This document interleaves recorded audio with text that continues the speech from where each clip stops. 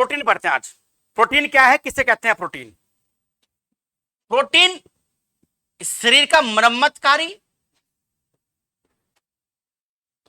और यानी मरम्मतकारी, निर्माणकारी, जो निर्माण करता है, और ऊर्जाकारी पदार्थ कहते हैं। किसको? प्रोटीन को। मरम्मतकारी, निर्माणकारी और कैसा? ऊर्जाकारी पदार्थ किसको कहते हैं?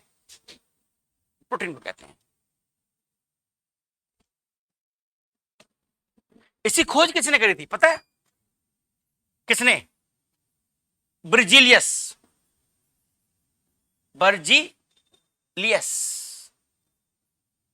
और मुल्डर ने इसकी खोज करी थी। किसकी? प्रोटीन की।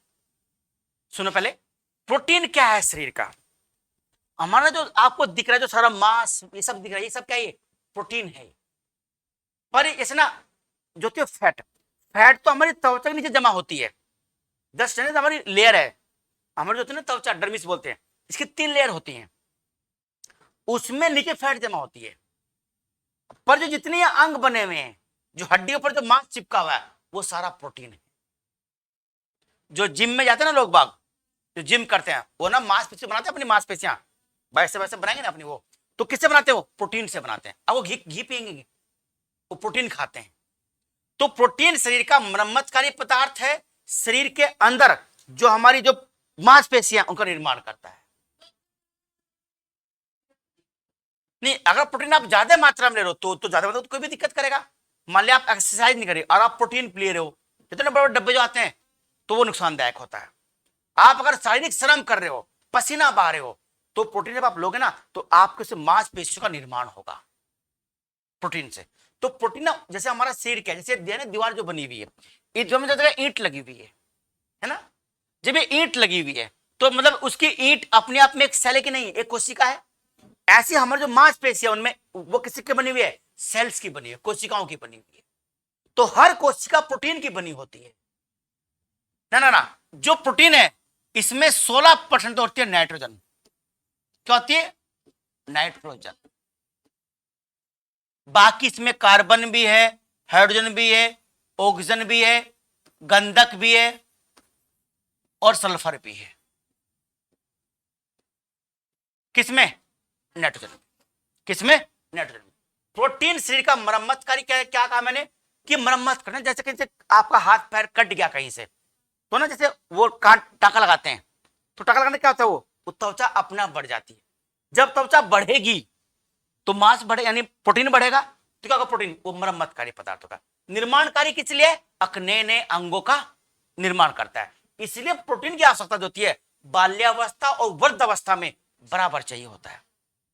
जो बाल्यावस्था वहां भी ज्यादा चाहिए, और जो वृद्धावस्था है वहां भी ज्यादा चाहिए। क्यों? वृद्धावस्था में क्या होता है? पहले बाल्यावस्था ना अंग बड़े होते हैं, शरीर बढ़ता है, मांसपेशियां बढ़ती हैं, तो प्रोटीन क्या चाहिए हमको?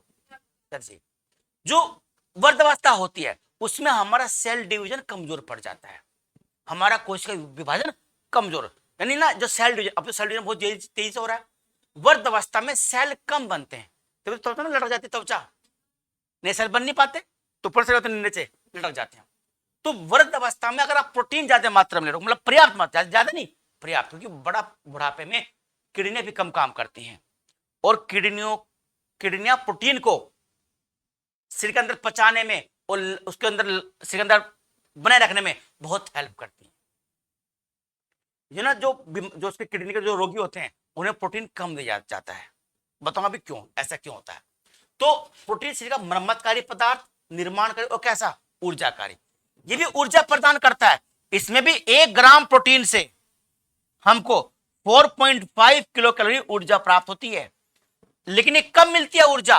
ये सबसे लास्ट में मिलती है, सबसे अंत में मिलती है। कैसे मिलती है अंत में? सुनो बात से।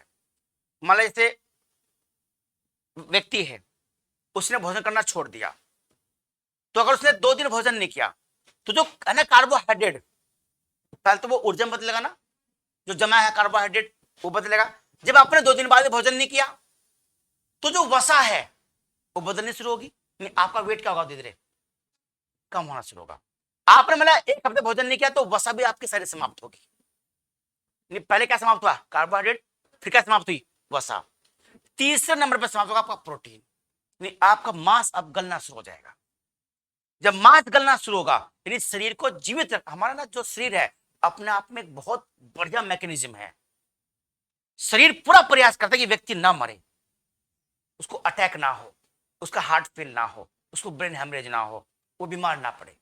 पूरा प्रयास शरीर हमारा करता है और पहले संकेत भी देता है कि भाई देख ले कोलेस्ट्रॉल बढ़ गया है, नहीं ये समस्या हो रही है, अरे छोड़ कुछ नहीं, खा ले बर्गर, खा ले पिज्जा, कुछ नहीं दिक्कत होती है। होता ना ऐसा? अब शादी ब्याह में गया, कुछ नहीं बस मैंने तो रोटी तो खाई थी, दाल खाई थी, दाल उसमें कितना मसाला है, कितना घी पड़ा हुआ है, देखा ना उसने। तो ये होता है स्थिति। तो मतलब ये कहने का कि हमारा शरीर बहुत बढ़िया मैकेनिज्म है। जो व्यक्ति मरता है ना तो शरीर का एक मैकेनिज्म प्रयास करता है कि वो ना मरे। इसे बोलते हैं अनुकंपी और प्राणुकंपी क्रिया हमारे शरीर के अंदर होती है, अनुकंपी और प्राणुकंपी। तो जैसे ना हमारा जो मांस है, जो हमारा मांस पिघलना शुरू होगा, ऊर्जा में कन्वर्ट होना शुरू होगा हमारा मांस, तो कोई शरीर करेगा ये ना मरे अभी भी। पहले कार्बोहाइड्रेट की ऊर्जा प्राप्त करेगा, फिर किसकी? वसा की, और सबसे लास्ट में प्रोटीन की। जब प्रोटीन समाप्त होना शुरू होगा तो व्यक्ति बहुत पतला दुबला कति खत्म हो जाएगा। उसका ना ये गाल भी अंदर चले जाएंगे, आंख अंदर चली जाएगी उसकी, और बचेगा मुश्किल से उसमें 30-32 किलो वजन। ऐसा होता है, बिल्कुल कंकाल दिखेगा आपको पड़ा हुआ, उसे आप देख भी नहीं सकते हो, बिल्कुल एकदम कंकाल पड़ा दिखाई देगा आपको। तब वो प्रोटीन भी शरीर का समाप्त हो जाता है। ऊर्जाकारी भी है, निर्माणकारी भी है, और कैसा? मरम्मतकारी भी है। अब जो प्रोटीन है ये हमको मिलता कैसे, होता क्या, कैसे काम करता है? प्रोटीन जो होता है इसका जो बेसिक अंग होता है, जैसा ना आपका वसा का बेसिक अंग क्या था? ग्लिसरॉल।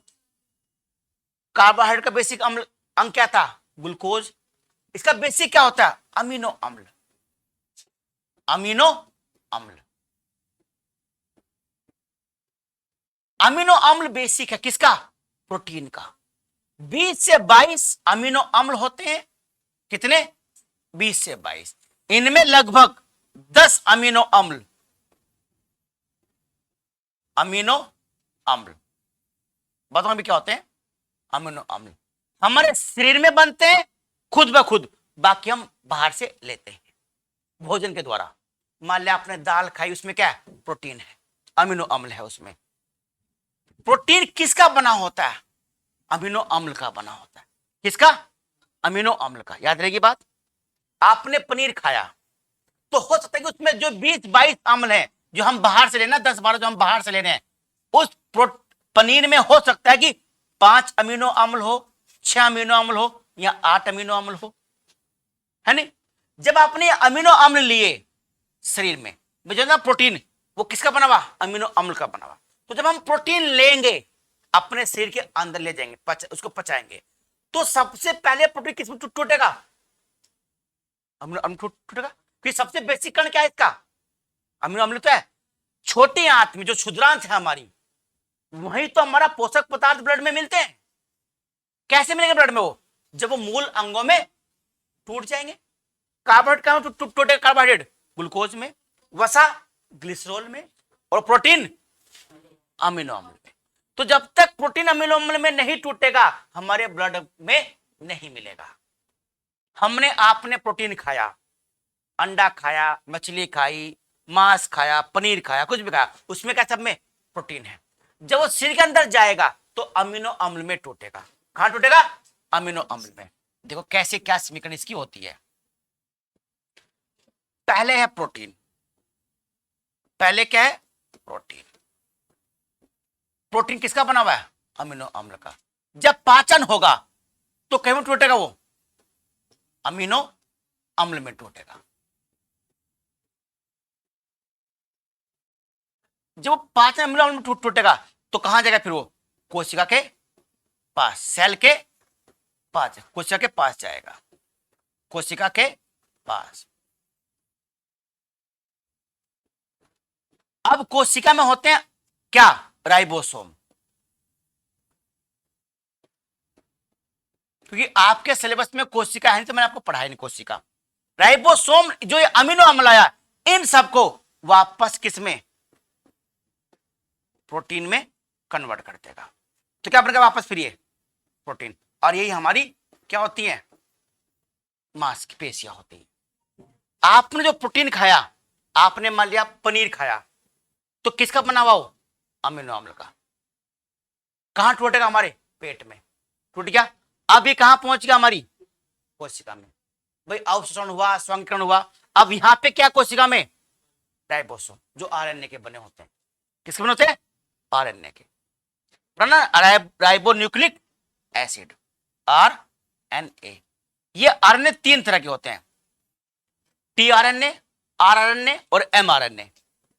ठीक है, ये तो राइबोसोम वापस क्या करेगा, अमीनो अम्ल को क्या बना देगा, प्रोटीन। और हमारी मांसपेशियां क्या है आपस में, तो प्रोटीन तो है, क्या सारी है, प्रोटीन।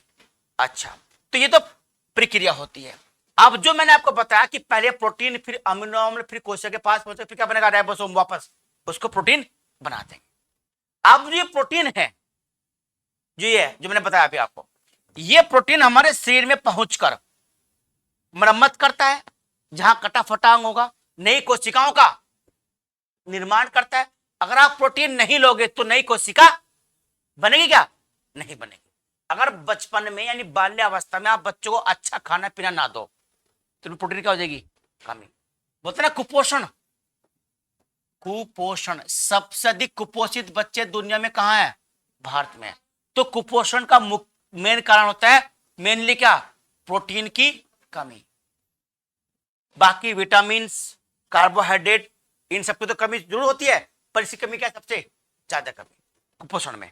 तो प्रोटीन बहुत जरूरी होता है बच्चों के लिए, प्रोटीन जो होता है। अब मैंने आपको बताया कि प्रोटीन का काम क्या है, मरम्मत करना, नया निर्माण करना और ऊर्जा देना। सबसे लास्ट में ऊर्जा प्रदान करता है।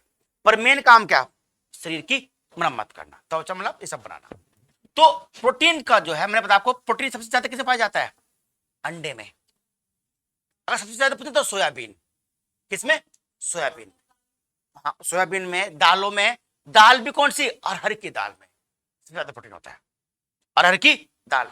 और सब दालों में होता है, पर अरहर में क्या सबसे ज्यादा होता है, अंडा नहीं, सोयाबीन सबसे ऊपर ही। फिर कौन सा है, सोयाबीन है।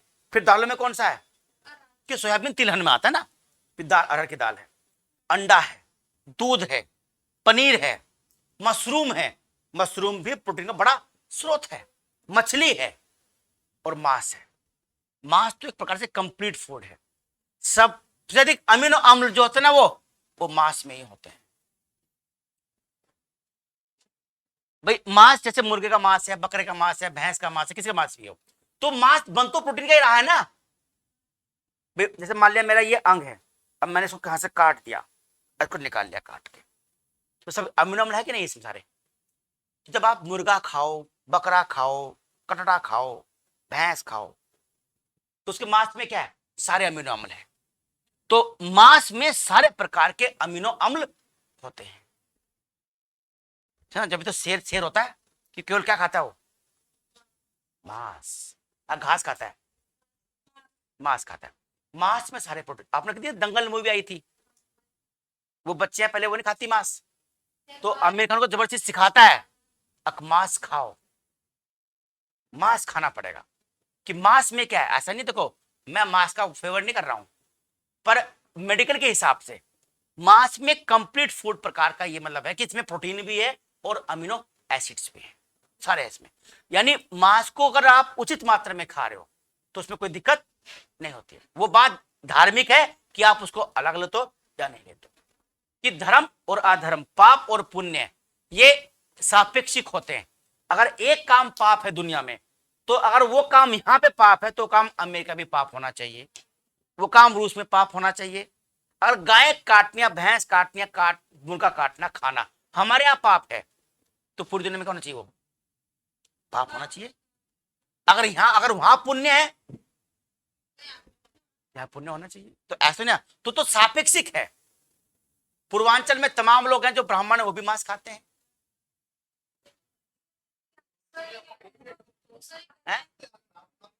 हाँ। यहाँ तो फिर भी असल में हमारा जो एरिया है ना, जो वेस्टर्न यूपी है, पंजाब हरियाणा, यहाँ पे धर्म गुरुओं का प्रभाव बहुत है। आर्य समाज, राधा स्वामी, निरंकारी, ये वो फलाना। पूर्वांचल में, साउथ में ये कम है, साउथ में कम है, पूर्वांचल में कम है।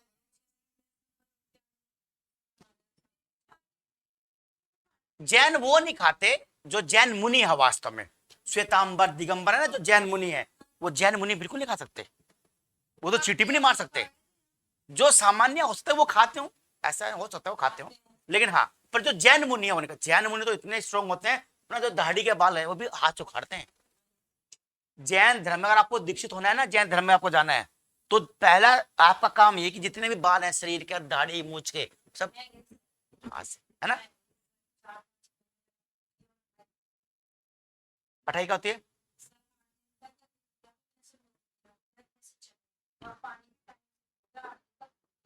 हाँ बताओ। एक होते हैं ना संलेखना विधि, संतारा बोलते हैं उसको। जो जैन मुनि होते हैं वो संतारा में क्या करते हैं कि अपने आप को, जब वो मरने वाले होते हैं उनको उस तरह का आपा होता है, तो अपने आप को एक कमरे में कैद कर लेंगे, ना किसी बात ना किसी मुंह, कुछ नहीं, बस। हाँ तो वो नहीं नहीं नहीं, ऐसा नहीं होता है। वो तो अपने शरीर में जितना कष्ट देंगे ना, ये जैन धर्म में मान्यता है कि हम अपने शरीर को जितना कष्ट देंगे हमारी आत्मा उतनी ही पवित्र होगी, कि आत्मा मेनली पवित्र होती है ना।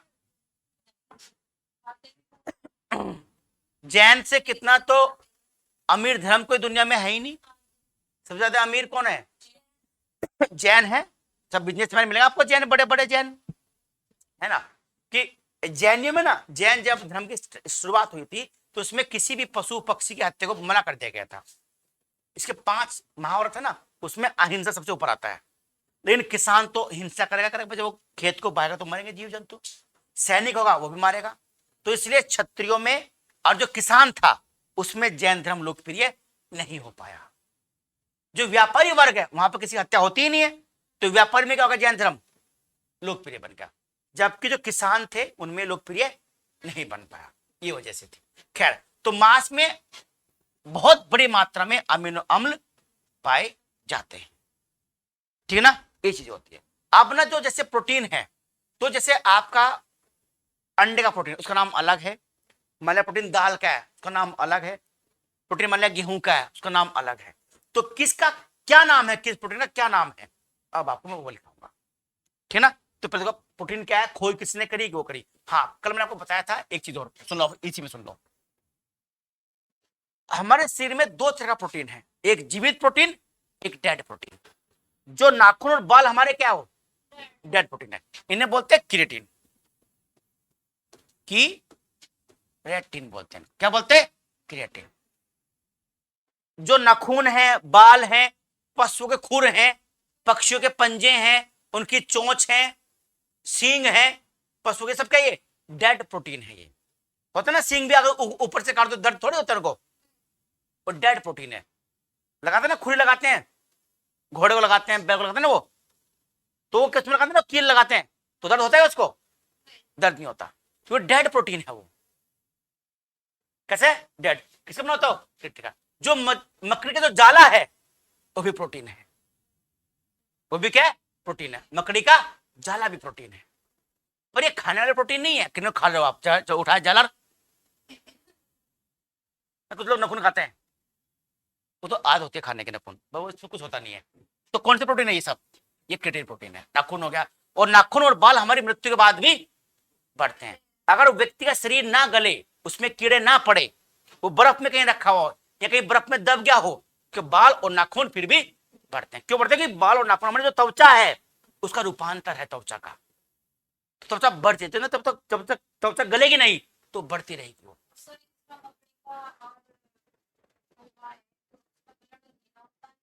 नहीं, बकरी ब्लड नहीं होता, वो होता है, क्या नाम उसका, ऑक्टोपस।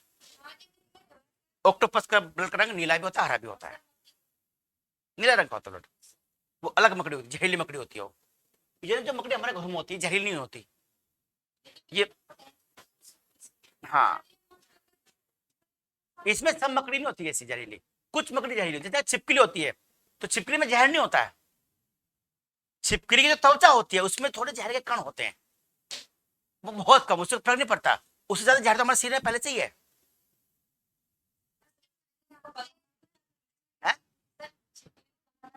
2 उपाय होते हैं, एक तो मोर के चंदे रख दो आप, एक अंडे के छिलके। तो वो ढीठ होंगी, फिर वो भागेंगे नहीं। तो पहले वाली मछली नहीं, वो नहीं ना छिपकली पहले वाली। हाँ। हैं?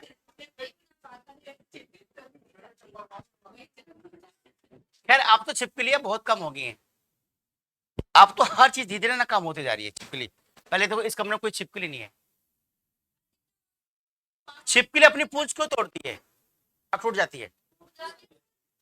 टूटती नहीं, वो जानबूझ के तोड़ती है, शत्रुओं का ध्यान भटकाने के लिए। ऐसे क्वेश्चन सीटेट में आते हैं, ध्यान रखिएगा आप। एक बार क्वेश्चन आया था कि भैंस के ऊपर कौवा बैठा है और वो कौवा उसको खा रहा है, वहां से कुछ वो से ना जीवाणु परजीवी खा रहा है। तो कौवे और भैंस के बीच में कैसा संबंध है? सहजीविता का। सहजीविता बोलते हैं जो जब दोनों एक दूसरे को सहयोग करते हैं। तो भैंस के ऊपर होती है जूम, पता है ना जूम। कौवा बैठा तो क्या करे, उसे वो जूम खाएगा, तो भैंस को उससे राहत मिलेगी, तो भैंस से छोड़ो को लेट जाती है, बैठ जा भाई कोई दिक्कत नहीं है, तो जूम को निकाल रहा हो। तो भैंस और जूम के उसके बीच में कैसे संबंध है? कौवे के बीच में सहजीविता। जबकि भैंस और जूम के बीच में परजीवी संबंध है। जूम परजीवी तो है ना, इस तरह का। तो ऐसे में आपको पता है जैसे क्या बताना आपको सीरीज में इसके बारे में क्या बताता भी आपको, भैंस जूम के बारे में। उससे पहले क्या बताता? छिपकली के बारे में, छिपकली पूंछ। तो छिपकली की पूंछ क्या होती है? छिपकली की पूंछ होती है कि छिपकली शत्रुओं का ध्यान भटका देती है। आपने मारा, पूंछ तुरंत क्या वो नीचे गिर दी, तो कब तुरंत ध्यान कहा जाएगा वो? अरे वो ऐसा से हिलेगी, अरे तो निकल लेगी। तो हाँ अपने आप तोड़ती है और फिर बढ़ जाती है। वो कुछ समय बाद, 2-3 महीने बाद, फिर उसके 1-2 महीने बाद फिर दोबारा आ जाएगी उसको पूछ। तो शत्रु का ध्यान देखो, प्रकृति ने हर चीज को, हर जीव जंतु को अपनी सुरक्षा के लिए कुछ ना कुछ विशेष जरूर दिया है। छोटी सी चींटी है, दे दे फॉर्मिक एसिड, अग्नि है, अब जिसको काटेगी एक बार खुली जरूर होगी, छोटी सी है ना, अरे फॉर्मिक एसिड, हाँ पीठ भी मारती कई बार, इस तरह का। अब मान ले जैसे छिपकली है, आप उसको मार रहे हो, शत्रु को ध्यान रखना, तुम छोड़ दिया अपनी पूंछ, अब पूंछ नीचे गिरी और आपको ध्यान कहां चलेगा? पूंछ पे। तो वो उसके बीच में वो अपना वो सुरक्षा करने के लिए उसकी पूंछ, छिपकली की। ठीक है, चलिए लिखो आप इसके बारे में आप।